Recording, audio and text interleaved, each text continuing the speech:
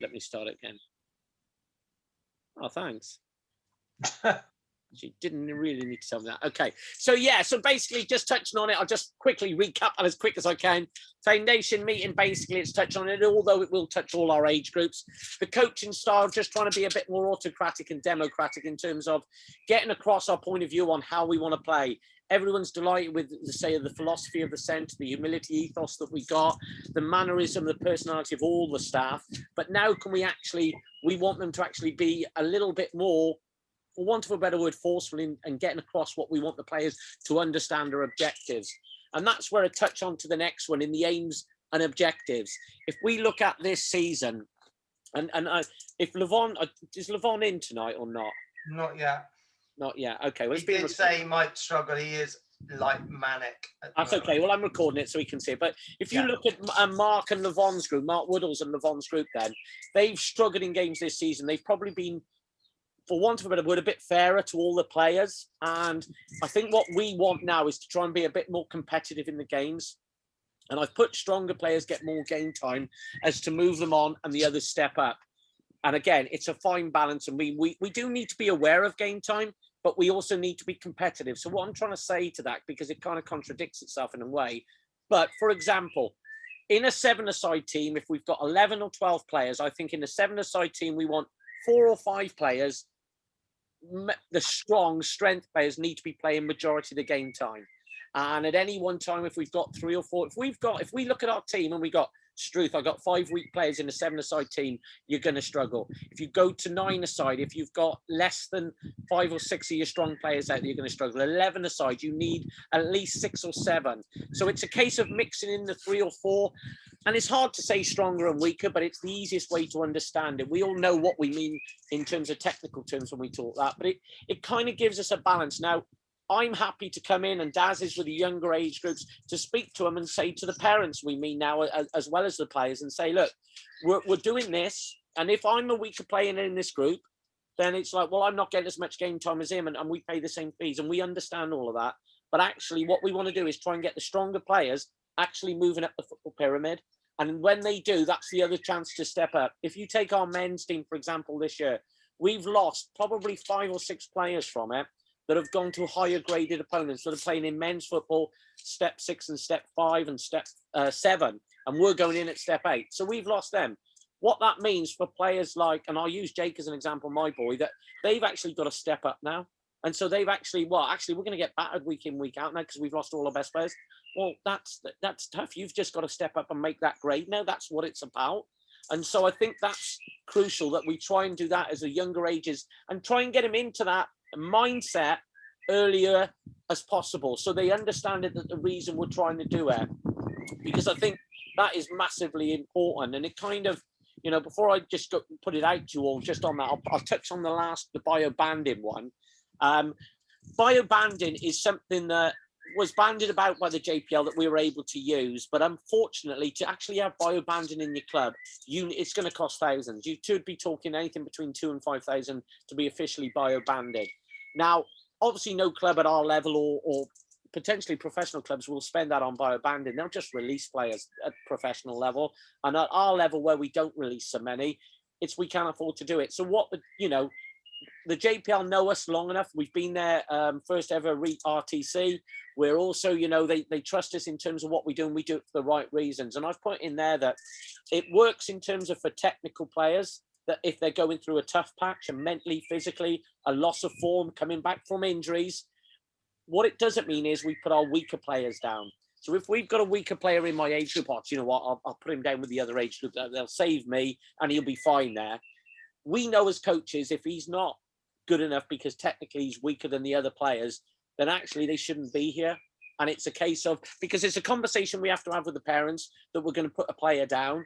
And we've got to be honest with them, the reason we're putting them down. So, for example, when my Jake used to do it years ago, I had a word with myself and said, look, I'm doing it for this reason. It means you'll get confidence. You'll go down and play there. You've got to rip it up at that age group, for want of a better word. You've got to play strong. You've got to be one of the leaders. And then you dip back in. We've done it with a couple of players, in the younger age groups, Harry Firth, Chase Stokes, I think it is. And they've gone down. Sorry, Daz, yeah, go on. Yeah, no, just touch actually Harry Firth. You said his name. His dad actually messaged me, guys, and said, look, I don't understand what's going on, blah, blah, blah, blah, blah. Can you explain? He said, I'm not moaning. He said, I just genuinely would like to know what I need to do with him because he's asking me, why am I not playing? So that night, guys, remember training and he was there till after and you guys cleared up and I was still talking to him for ages.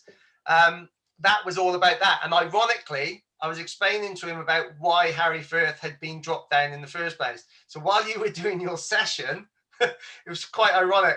Every time he got the ball, I said, look, I said, his head's down and he shoots. He pushes it, he shoots. And he was going, yeah, I see that. And then I said, oh, look, and then with Jackson, this is what we look. And it was actually Jackson got the ball, gave it and had it back.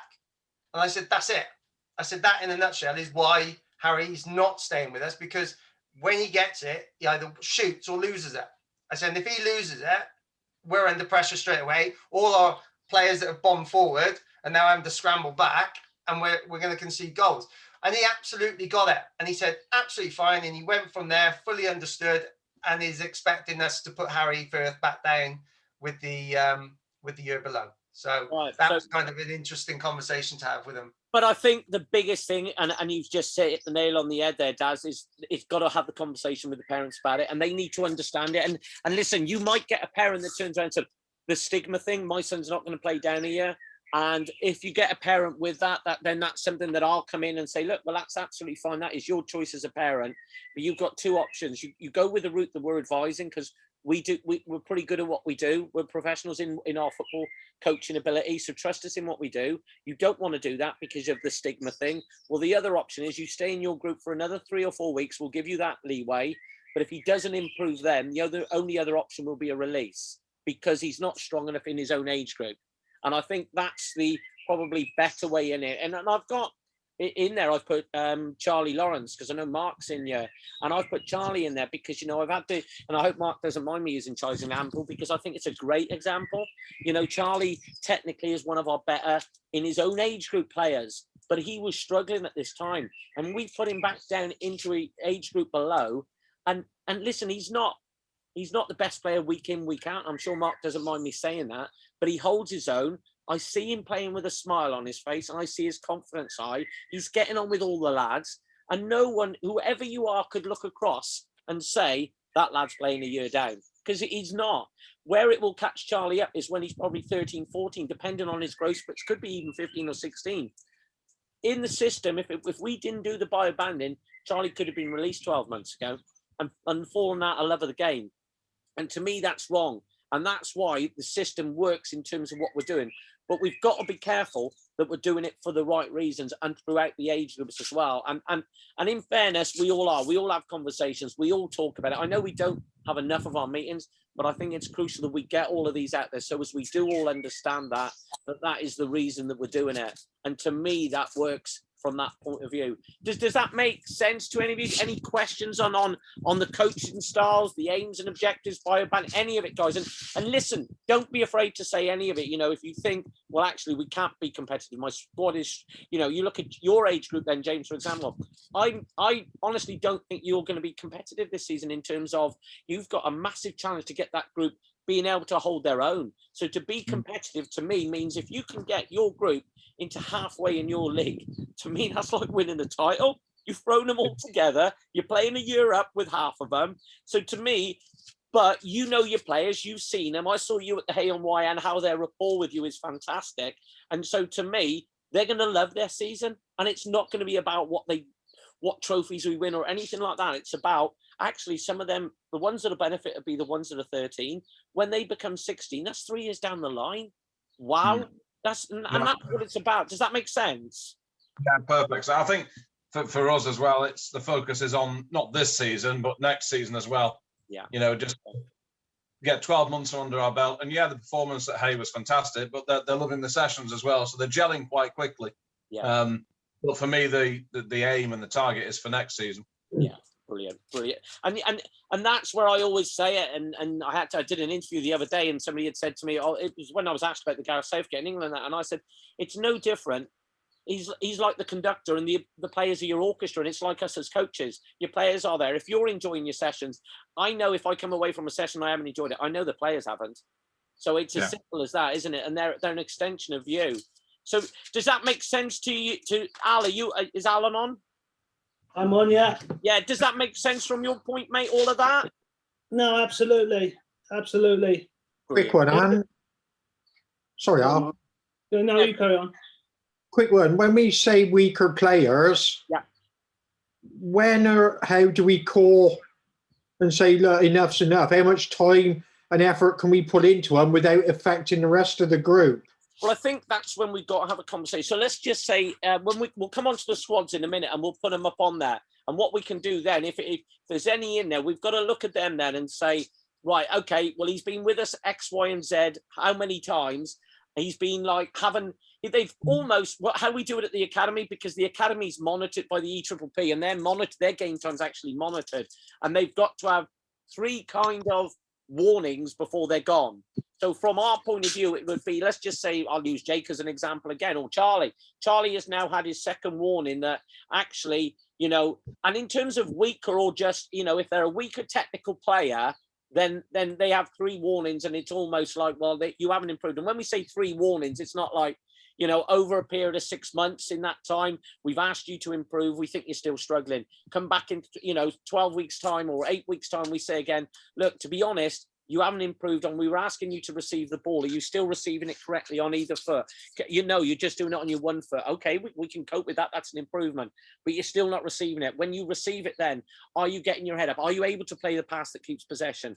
And 9 times out of 10, if they're struggling with that, I think it's a case of, well, actually, no. If it's something else in terms of, like I say, mentally and physically, by knowing your players sort of thing then, or a loss of form, I think that's something that we can say, well, actually, maybe he needs to go down a level to get his confidence. And if he then still struggles, because I don't think there's been a player that we've moved down that has left because they were still weak at that level. I think they've either got to a plateau, and so they're comfortable at that level, or they've pushed back up and they've come back up to the age group.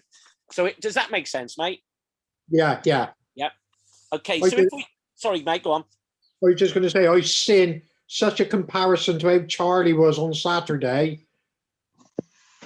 Really? Yeah. Wow. Not wanting to talk.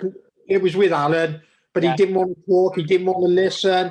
And I saw Charlie all over again when his confidence was rock bottom. Yeah. But, it's working with him, but we can't sacrifice the rest of the team to concentrate on solely one player. No, absolutely. Sorry, Mark, who was that? Jack. Yeah, little Jack. Yeah. Jenkins. Yeah. You couldn't even talk to him, Darren. He wouldn't listen. He just got in a major sulk. Yeah, when we had the team talk after the first third, he done all he could to get away and go and talk to his dad. And did he? Yeah. That's the lad that's got the 2 brothers, isn't it? Yeah.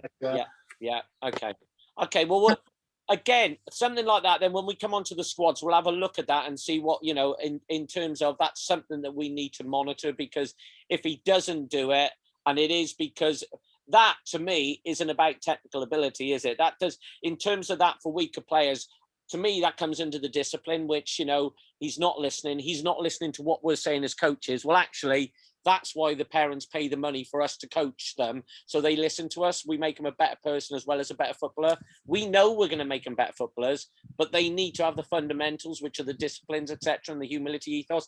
Well, if they're not doing that, well, actually, then, sorry, it doesn't matter if I move you down, because if you're not listening to me, you're not going to go and listen to a coach from the younger age group below, are you? You're not going to listen to any coach, because you obviously know the game better than what we do, and you want to go and see your dad, etc. Yeah. You can't fault his enthusiasm and effort, but technically, I'll put it mildly, he's a liability to the rest. Yeah. Well, that is a bit stretched then, so that does need to be addressed and done that. And that's what this is about. This is what, so we can do it, because if you look at it, and touching on the next one I've got on there, then, for example, strong players like Shogun, and I've put SS for Shogun Scrivens, for example, because we know how tough it is to get these boys into the academy. There's a lad just been released from Cheltenham this season, one of the lads that we've released that came from us. He's been there I think this would have been his 4th season. He went at 8, and this would have been his 4th season. He's just been released, and he's a very good player. Shogun's been there, and Shogun's probably one of our standouts, and he can't get into the academy. So even if he got in, he's not going to go in as out of 12 players. He's probably going to go in as 7th or 8th, and he's only just getting in there. And so it is incredibly hard to get to that level. So what, you know, we're going to try and do is try and work around somebody like Shogun then, who they're still looking at, but he's only available here and there. Now, where that might become a problem is saying, well, actually, how am I going to put him into the side? And I'm going to leave out, for a want of a better place, this player who's turned up week in, week out. And again, that's where we've got to be open in what we're thinking as a group, that, well, actually, we want to try and do it because we want the success of Shogun to push on. It will push us on as a centre. It will create a better environment to create better players to come in.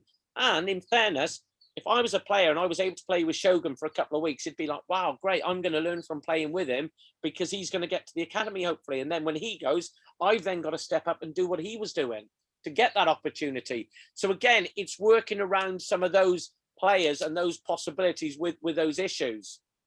But what we'll do now is, if I get on the screen, is that all make sense on that? Anyone want to just touch on that before I get the other one up? Just going to add to that on obviously we're going to have this little issue. I say issue. Let's rephrase that. The Noah Thomas situation. The boy just wants to sort of try rugby, which obviously we who are we to stand in a 9-year-old's way to try new things? I mean, they're kids, for God's sake. But it does mean at the moment that training's on a Wednesday and he's missing training and that. But to me, he's a good enough player to still, his dad still wants him to play, and he's hoping that the rugby thing might just be a spell. So he doesn't want him to lose out in the long run because of getting back in. Like, Noah's the one of them's a cricketer, and that's not Noah. He's obviously not. Eric. So Eric's like a good level cricketer. I told his dad not to worry about training at the moment because obviously it is cricket season. I mean, we can't dictate what people do. I'll use an example on that one, Daz, if you don't mind me butting in, mate, on that, which is a perfect example. And this is where I support what you're saying.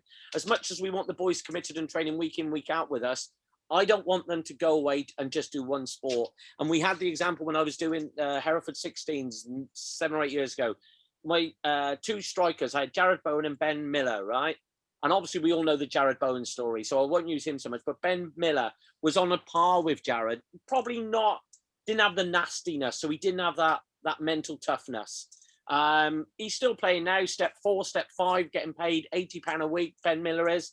Jared's on a little bit more, I expect. But Ben is, and to beat Ben, so I had a meeting with them. They were under 15s playing for my under 16s, and I had a meeting with their parents, right? Because their parents, Ben Miller, was a top cricketer in the county, and he played for Hereford County at rugby. And they said, Andy, Hereford have told us we can't play. What would you advise? And I said, without covering up the badge, as a parent, I'm telling you to go and do what you want to do. Go and do it all. Go and do it all. Because trust me, if I tell you to focus on the football, right, and then I want to leave you out one week, you're going to be, well, I may as well have played football this week. I may as well play cricket this week. So A, I'm doing it for that reason. It makes my job easier. Go and choose that. And then if I pick my team around what I think, I want you to do all sports. And if as a parent, I want you to do all sports. Your hand-eye coordination is from all sports. So that will be terrific, okay? So I don't want no issues. I had a lad that I've signed for Worcester now and had him at Cheltenham. He got a first-year pro. He got a 2-year scholarship. He got a first-year pro. He lived for football from, I think, 9 years old. He lived for it. He was at training 3 times a week. He did everything. He got released at Cheltenham at 18 and a half, he was told. Right? So into his first year, he was told he wasn't getting a second-year pro. He went down the runs. He went to Gloucester.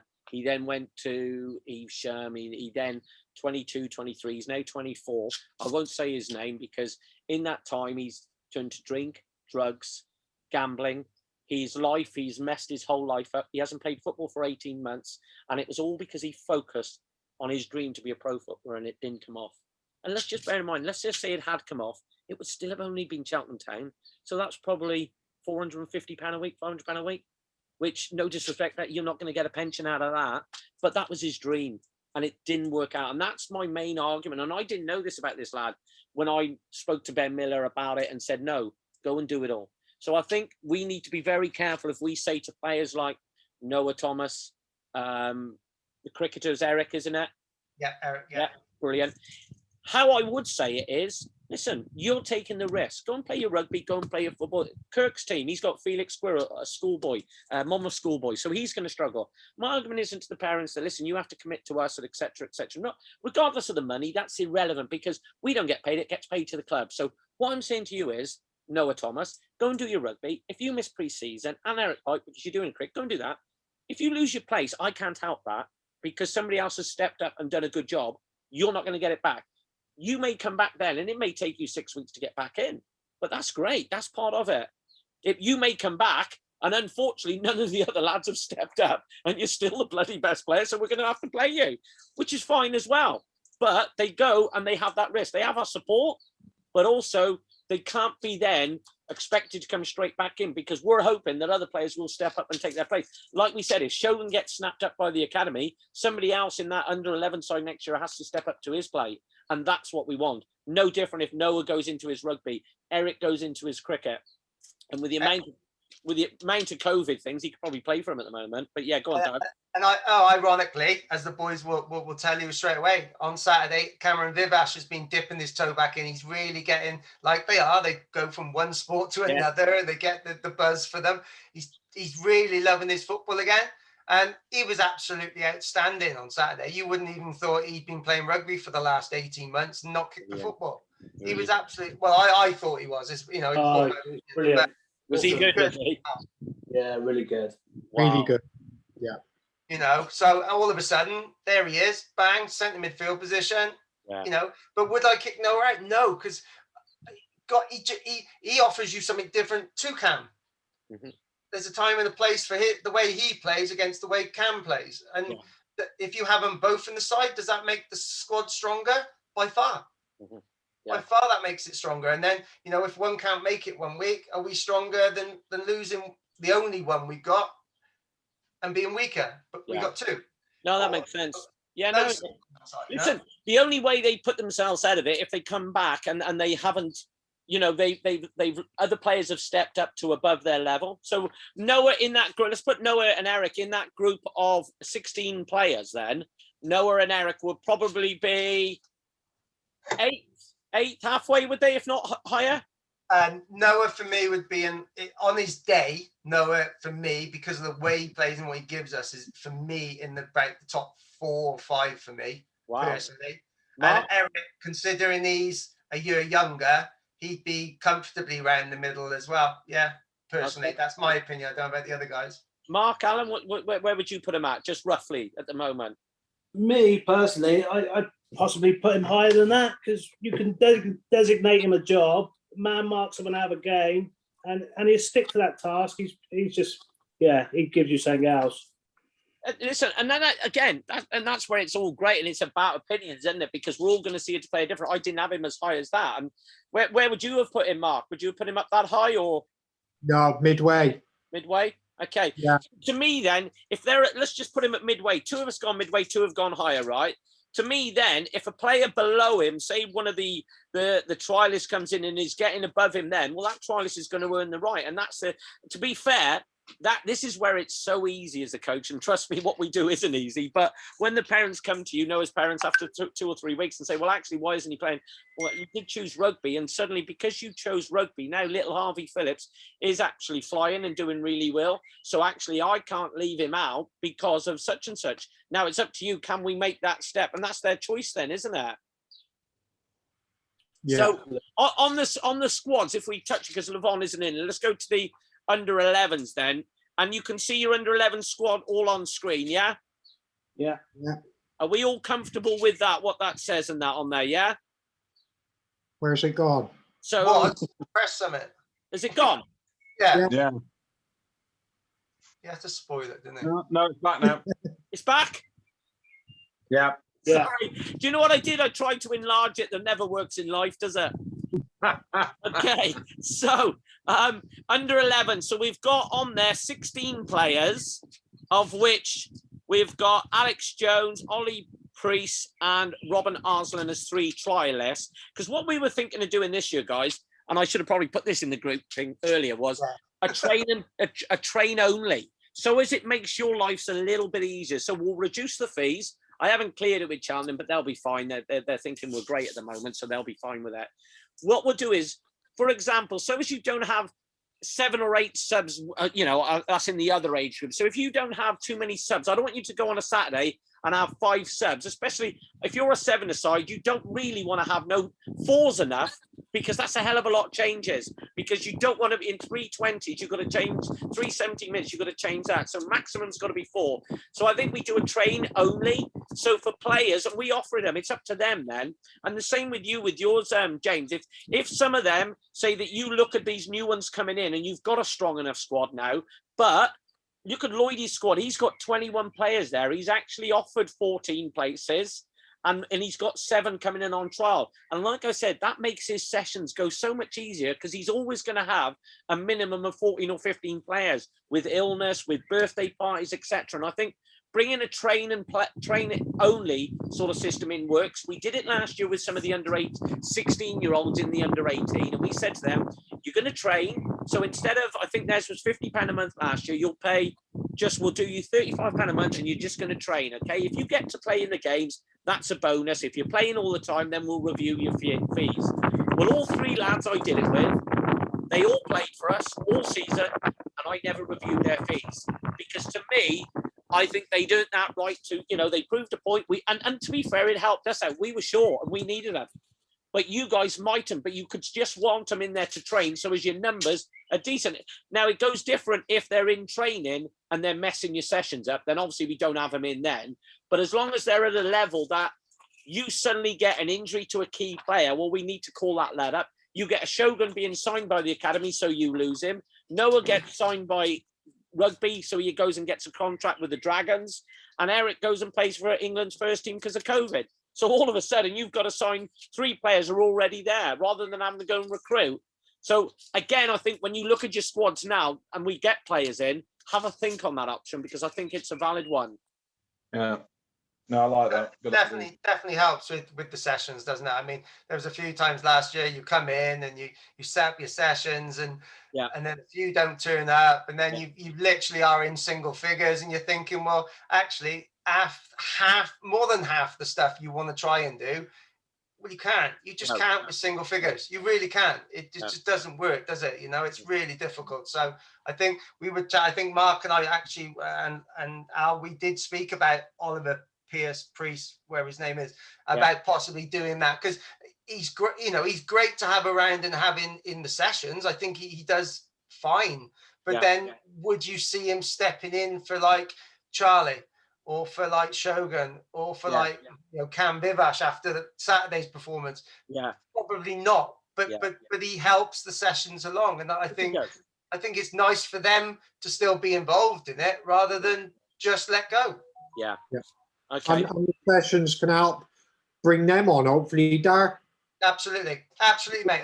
That's what it's all about, and that's the other thing. Like with for me, and again, it's all about opinions, and we're all different. But to have it like Eric and Noah, and to have them around, knowing they're good players, and I know they're not training at the moment and all that, but then when you bring them in and you've got a stronger squad, rather than the squad then losing games and everyone's confidence comes down, you've always got a good player to put in to keep the level up, meaning you probably win more than you lose, and everyone's confidence stays up. And that's just a personal opinion, but I think it's huge in kids football, the fact that they go into games actually believing they can win, rather than they go in actually knowing they're going to lose. Well, that probably touches on the second point that we brought up earlier, doesn't it? About, if you're playing a 7-a-side or a 9-a-side and you've got 5 or 6 players in there, if you had to chuck Ollie Priest in and Alex Jones and Robin Arslan because you were struggling one week, you've got 3 trialists having to play for you. If you could say to Noah Thomas, well, actually, can you help us out this week? And they could probably do it, because we haven't kind of diminished them because they've gone and played their rugby. They've kept them in the group and they're still training whenever it suits them. But by having these lads in as trialists, as you pointed out, Mark, it keeps them up to a level, so it's not such a step up when they're called upon. Yeah. So with that on there, and obviously we've put in there in the under 10s group in Levons, we've got players in there with obviously 11s, etc. in there, but Daz is gonna speak to all of them and just confirm with them all. And the same with the under 9s when we go into them, because we're still looking for a coach to do that age group, because I was hoping Jake would have been able to come into that age group But Lloydie's taking him into help with the 15s because obviously Kevin, that's gone with the Hereford scenario. So, which isn't a bad thing that kind of works, but it also means the 9's obviously now looking for a coach, and which is probably better than Jake doing it, to be honest, because he couldn't have gone on match day because of obviously playing for our first team. Whereas with Lloydie's, he can possibly do a morning and then go to the men's game afterwards.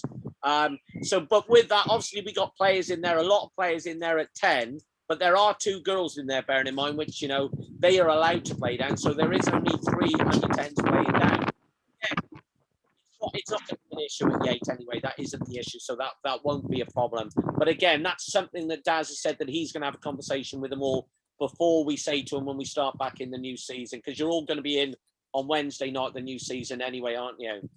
Yeah, I'll start dipping my toe around them all and stuff and chatting to them about doing. I've spoke to Jet's dad. He knows it's happening already. So there's Jet, Mia, Harry obviously is anyway. Yeah. The only and Alexis, which Alexis is probably going to be at Villa anyway, so she probably doesn't even stay on that list. No. And then we've got Alan, Josh, your boy, and Josh. Yeah, well, and there's another one. Mark, you said Mark asked about Dan Roberts. Yeah. Do you want me to bring him in this Wednesday?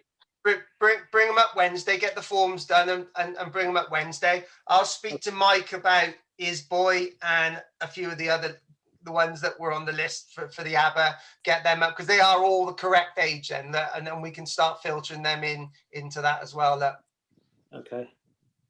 Definitely. With the WhatsApp group, Daz, do we want to set one up yet or not? I think you did it. For the new 9s, though, I meant, sorry. Yeah, you did it, you two. Have we done it, have we? No, you did it. I've done it, have I? Yeah. Wow. Don't bring me into this nonsense. You did it. You added me, and you did it. Yeah. I actually probably just started a new group to get you out of all the others. Yeah, just another one for my list. Oh, yeah. Do you know how many people's in it? Here it is. 3. There's 3 of them. Hey, you and Jet, because I've already confirmed with his dad he's playing in it. Yay, quality. So that's my quietest little group. There's a lovely little group, that is. So with this in mind, because we're going to run out of time then, should I also try and get Wednesday free, because I was supposed to be over at Worcester, should I try and get Wednesday free to come down, and should I speak to the 9s, 10s, 11s, get everyone in and the parents before we start, or do you want to get them in, or what do you want to do? We could do, can we? Just sort of like, maybe we could have a few bullet points, couldn't we? And just talk to them all and say, look, you know, obviously some will pay in your age groups. Some we are going to ask to play down. Some of you already know, but some of you, will have a conversation with you. And just kind of put that whole thing out there. Yeah. So what we could do is we put on the group chats. It'd be all right on the 9s because we can just message one person. If we put on the group chats that we will have a little introduction at the start. If all groups and parents could speak by the top goal, so as that we'll just have a group chat and just give you a run over a few bullet points. Yeah, I think that's important, really, and it gives. I think what it'll do is give everyone that heads up of, if your child is asked to play down, and then you've already given the reasons for it. But I could probably target a few of those bullet points that I said about the bio banding, about being stronger, game time, etc., discipline, all of that, touching on it, so it makes all our jobs. It's not a shock to any of them. Then when we suddenly say, well, actually, we're doing this, this, and this. Yeah, exactly. Okay. All right. Okay.